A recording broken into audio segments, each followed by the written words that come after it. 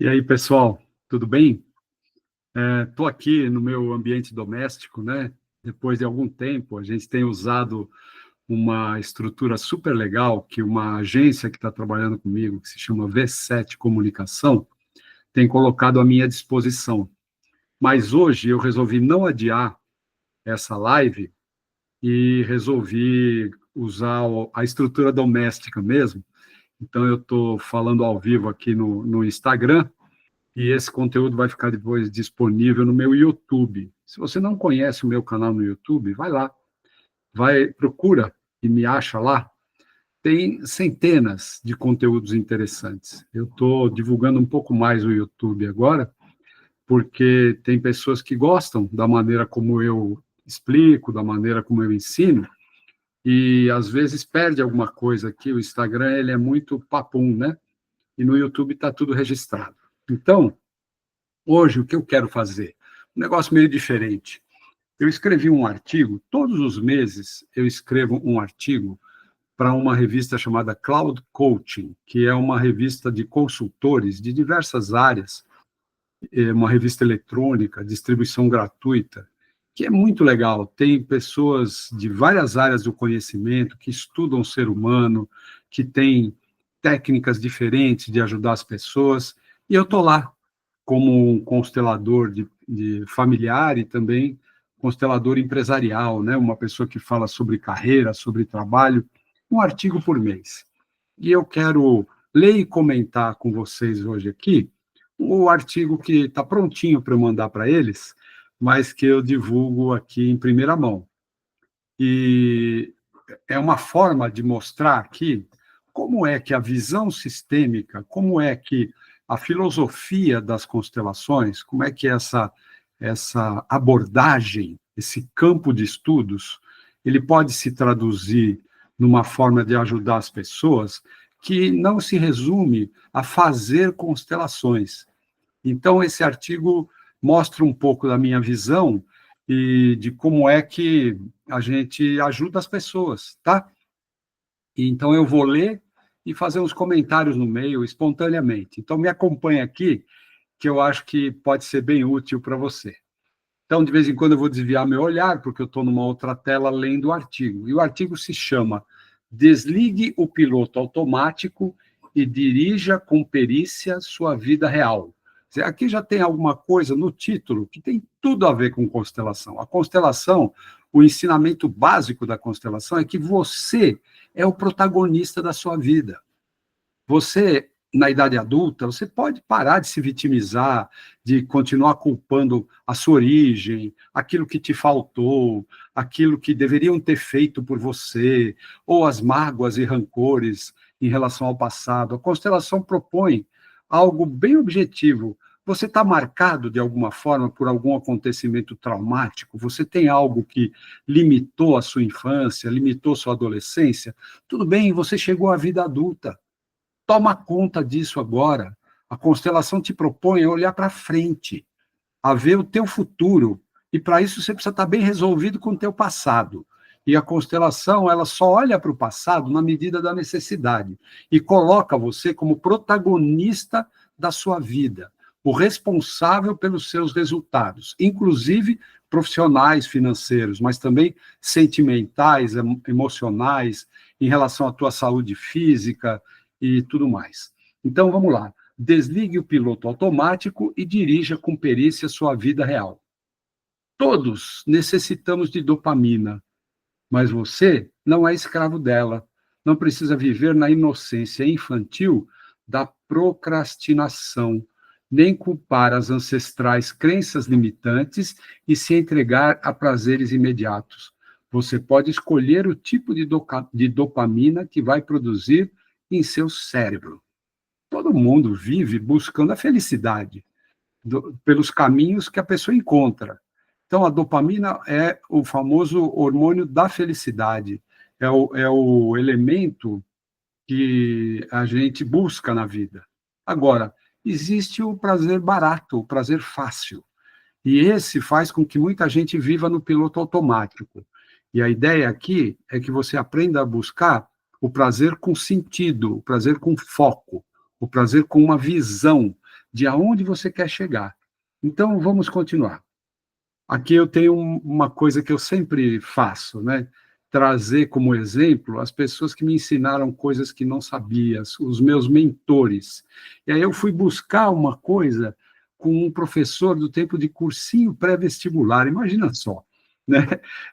Eu já fiz vestibular faz tempo, eu fiz vestibular em 1974, mas essa lição eu aprendi para a vida toda. Foi uma pessoa muito importante, que me deu em 10 minutos um ensinamento que me valeu dali para frente, para sempre, me vale até hoje. Então, eu vou ler, tá? Aprendi com um professor de cursinho pré-vestibular, infelizmente não me lembro o nome dele, algo que não esqueci mais e que se tornou, na verdade, uma regra para o resto de minha vida. Ele propôs um desafio muito simples: que eu, na rotina dos estudos para entrar na faculdade, que era o meu objetivo, organizasse o meu dia dedicando um tempo determinado para estudar as matérias mais chatas, mais difíceis, aquelas com as quais eu, de fato, não me identificava de jeito algum. Quer ver um exemplo? Química. Nossa, era assim, osso duro para mim. E que só depois que eu me dedicasse às matérias mais. Só depois disso é que eu me dedicaria, então, às matérias mais atrativas, com as quais eu mais me identificava. Assim, estudar o que era gostoso e natural se transformou num prêmio, uma dose de dopamina esperada. Em pouco tempo, eu comecei a perceber que aqueles 30, 45, 60 minutos debruçados sobre fórmulas químicas, os segredos da tabela periódica e coisas similares, eram uma espécie de pedágio que eu pagava para chegar ao aprazível estudo da história da Grécia ou da literatura portuguesa. Em poucos dias, isso eu digo para vocês que marcou minha vida. Em poucos dias, pagar o pedágio já produzia dopamina. Ou seja, eu estava estudando uma coisa chata, mas eu sabia que se eu fizesse aquilo, eu podia ir para uma coisa gostosa, entende? E isso já, mesmo sendo chato, já me alegrava. É isso que eu quero dizer para vocês. E essa é a lição. Então, em poucos dias, pagar o pedágio já produzia dopamina, porque a cada dia incomodava menos. E eu já sabia que era o percurso a cumprir para chegar ao prazer maior. Resultado: no vestibular, tirei notas médias nas matérias chatas, nenhum zero ou nenhuma nota muito ruim. E nadei de braçada nas provas de redação, história, geografia, as humanas, que eu tinha mais afinidade, né?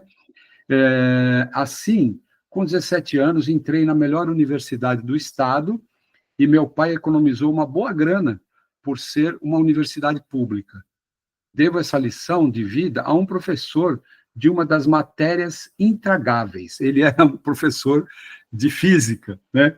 Que fazem parte da vida de todo estudante que pretende abrir as portas de uma boa faculdade. Então, veja bem, isso mudou minha visão. Isso me trouxe uma noção de que eu gostar de mim, de eu gostar de chegar a resultados, chegar a metas, era algo que só dependia de mim. Se eu encarasse o que era duro, difícil, eu poderia, de uma forma mais objetiva, chegar aonde eu queria chegar. Então, eu colocava na frente o desafio mais difícil. As dificuldades passaram a ser um estímulo. Então, se isso, muitos anos depois, quando eu conheci constelação, eu entendi. Se eu vou para a vida com dificuldades em relação ao meu passado, ao meu pai, por exemplo, minha mãe, ou algum relacionamento, algum casamento que foi muito mal sucedido e tal, quanto antes eu me resolvo em relação a isso, não é coloco como uma pedra em cima e faz de conta que não é nada. Meu pai é meu pai, minha mãe é minha mãe, meus irmãos, são pessoas que sempre serão importantes na minha história. Assim como a pessoa que tem um primeiro casamento, a pessoa que fez uma primeira faculdade, depois fez a segunda, até encontrar sua vocação, tudo isso, a nossa história, ela é muito importante para que a gente chegue ao dia de hoje. Então, olhar com gratidão para a sua história, inclusive para o que foi difícil, é alguma coisa que a constelação nos ajuda muito, tá? De maneira geral. Então, resultado, já falei do resultado. Entrei numa boa faculdade, uma faculdade pública, meu pai não precisou pagar uma faculdade para mim, que naquela época já era bem cara, inclusive para as nossas condições financeiras, né, familiares. Eu havia passado todo o ensino médio, que na época se chamava colegial, né, penando para não ser reprovado, mas penando tanto que quase não dava para sentir tanto prazer pelas boas notas nas matérias mais fáceis. Ou seja, eu rejeitava tanto a química, a física, que eu nem me alegrava muito com o meu desempenho em história, gramática, literatura, as humanas, né? Eu tinha aula de filosofia nessa época, fazia parte da grade curricular, né? É, mas, assim, vamos dizer, o desagrado por ter que comer o pão que o diabo amassou estudando química pesava muito mais do que a alegria de estudar o que me deixava alegre. Isso eu me lembro, era assim. Então, era assim, parece que eu estava lá porque tinha que estar lá. Era meio no piloto automático, que é o que eu estou apontando nesse artigo como um grande inimigo da felicidade, tá? Ah, então, aí eu havia passado todo o ensino médio penando para não ser reprovado, mas penando tanto que quase não dava para sentir muito prazer pelas boas notas nas matérias mais fáceis. Método, disciplina, superação de hábitos que trabalham contra os nossos sonhos e nossas metas. Tem gente que não chega nem a estabelecer metas. Ela diz assim: eu quero ter tranquilidade financeira. E ela mesma não sabe se tranquilidade financeira é 50 mil euros, 1 milhão de euros, 10 milhões de reais, uma fazenda com 1.000 cabeças de gado. Ela não sabe o que traz felicidade financeira para ela, entende? Mas vamos lá. Hoje sabemos, as disciplinas atuais, como a neurociência, decifraram o cérebro, o corpo, são regidos pela lei do mínimo esforço e evitam o máximo, evitam o quanto pode, se nos deixarmos guiar pelo piloto automático, as tarefas mais duras, mais chatas, pouco atraentes. Atenção com os vícios, principalmente o vício digital, uma epidemia muito séria nos tempos atuais. Rolar a tela por meia hora praticamente não custa nada, a não ser a sua preciosa meia hora, que foi entregue ao nada. Então, a tal da procrastinação, ela está aí. As armadilhas estão aí, nesses detalhes. Comidas calóricas, passatempos inúteis, pornografia e outros fornecedores de dopamina rápida e barata são o grande motor da procrastinação. E olha, eu vou falar, como constelador de profissionais, de pais de família, de jovens, a procrastinação é uma grande queixa. Como é que eu venço a procrastinação? Trabalha duro, se coloca para fazer, por amor a si mesmo, aquilo que é difícil de ser feito, mas se precisa ser feito. Vou dar um exemplo. Eu não conheço muita gente que ame passar roupa, mas todo mundo quer vestir uma roupa bem passada, né? Então, às vezes, tem coisa que você faz pelo resultado e não pelo fazer. E tem outras coisas que o fazer é prazeroso, tá certo? Então, vamos lá, vamos continuar. Atenção com os vícios, principalmente o digital.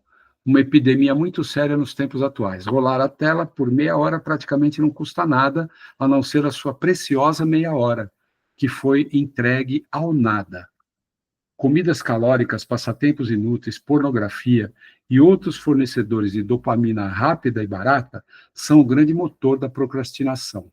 A dopamina programada, o prazer inigualável de conquistar o que tem real valor em sua vida, isso o mantém consumindo a dopamina de alta qualidade, com consciência de que você fez o que tinha que ser feito. Não fez só o que queria fazer. O importante é ser feliz, siga o seu coração e outras mensagens meio molengas, tá? Faça o que precisa ser feito. Seja o senhor de sua rota.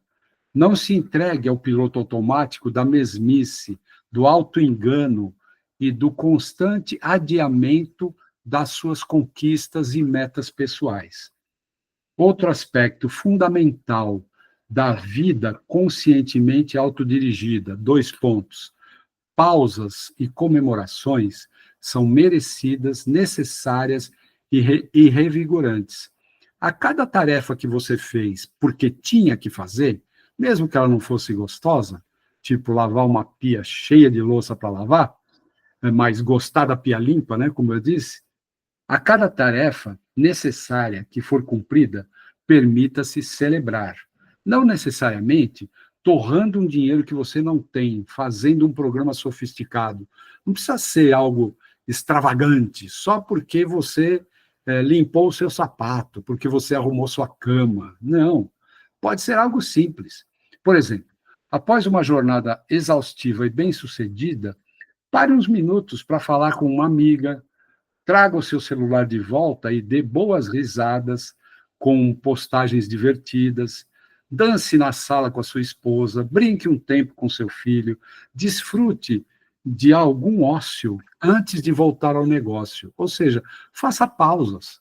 Você leu um documento importante que você precisava ler para poder andar para frente com um projeto, e foi difícil, exigiu atenção, não tem a ver com a sua natureza, mas você precisava fazer, beleza, para um pouquinho, responde o WhatsApp para um amigo, então, mas enquanto você está fazendo aquela tarefa, deixa o celular longe, silencia tudo, desliga se for possível, depois você volta e vai brincar, vai curtir, vai responder uma piada, vai mandar um emoji para alguém que postou alguma coisa legal, enfim, se dê, depois de 1 hora de luta, se dê uns 10 minutos para você descansar, tomar um café, né? Fazer uma pausa.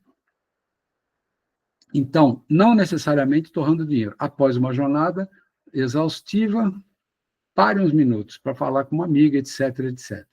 Quanto mais chata a tarefa bem executada, mais merecida e necessária uma justa e equilibrada pausa. A vida e o meu contato com seres humanos ao longo da minha experiência apontam que, decididamente, procrastinação não é sinônimo de preguiça, mas procrastinação é um sinônimo de inconsciência. O que é a inconsciência? É viver por viver, é o tal piloto automático, fazer o que todo mundo faz, fazer para não fazer nada, para não dar resultado algum, apenas para a vida passar, né? Isso é terrível. Isso é morte em vida, é vida de zumbi. Viver no piloto automático é vida de zumbi. No piloto automático, a vida vai andar em círculos. No esforço consciente, com foco e visão de futuro, isso te coloca de frente para uma vida pensada, planejada, conquistada, dentro do tempo possível, sem ansiedade, mas com determinação. Essa é a minha mensagem, esse é o meu artigo. Espero que esse vídeo seja útil para você, tá bom? Espalhe aí, convida, manda o link do meu YouTube para as pessoas, manda o link desse vídeo.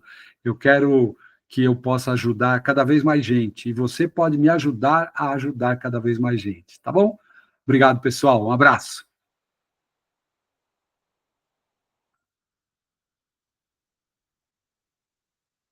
Tchau.